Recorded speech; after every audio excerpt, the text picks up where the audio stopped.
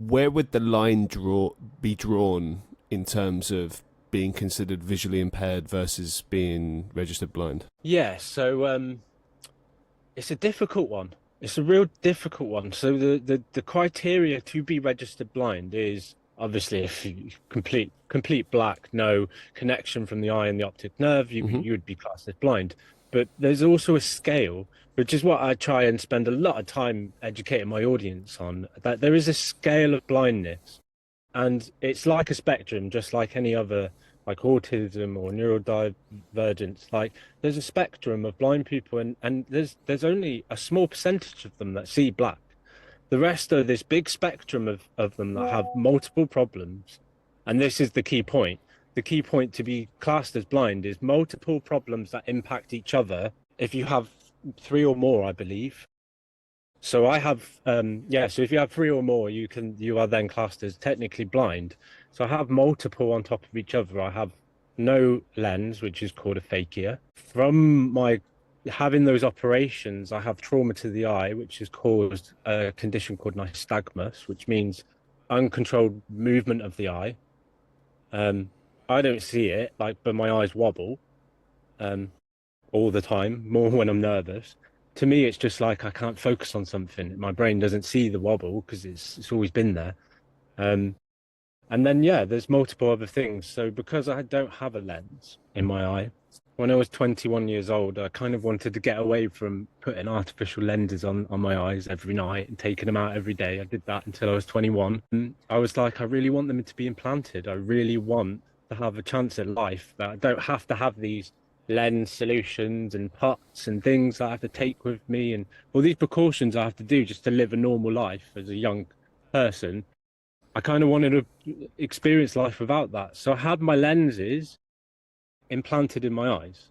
And yeah, it does sound that crazy. Like they do cut open the eye, put a lens inside and stitch it to where the muscles usually would be. So I had that done at 21 years old. And yeah, it changed my life. I feel like I've experienced life as, I guess, as much of a normal person would without having to put contact lenses in every day and wear glasses and things like that. But the downside of that is they would normally only put them in people that are older. Like your grandparents might get cataracts, they have them removed, and then they do secondary lens implants, or they adjust the lens slightly. And they might get 10, 15 years out of it. And, you know, they're at the age where they might not need the treatment anymore because they're coming to their end of their life. I had that same procedure done, so didn't really think about it, that there was only maybe 10 or 15 years before they could possibly fail. So what's happened now is my contact lenses are still in my eyes. They've fallen out of position and the stitches have like fallen.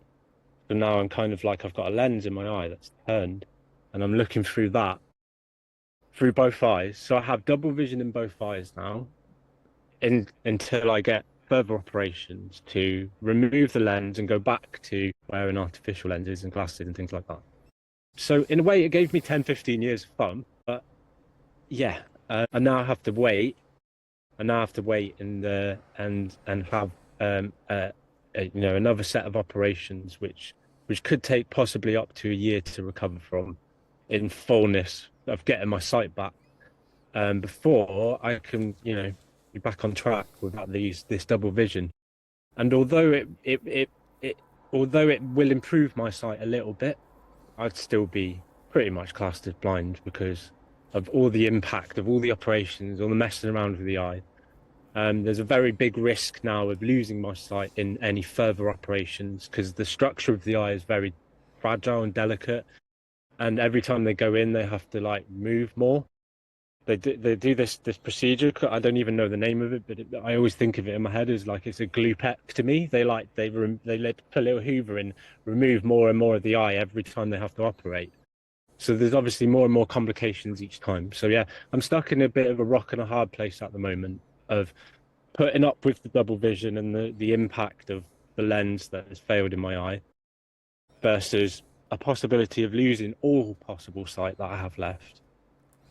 So yeah, at the moment I'm staying with the Double vision's fine at the moment. I've dealt with problems all my life like this. Like I can adapt around it, but it is getting slightly to a point where it's so bad that I'm having to consider this operation soon.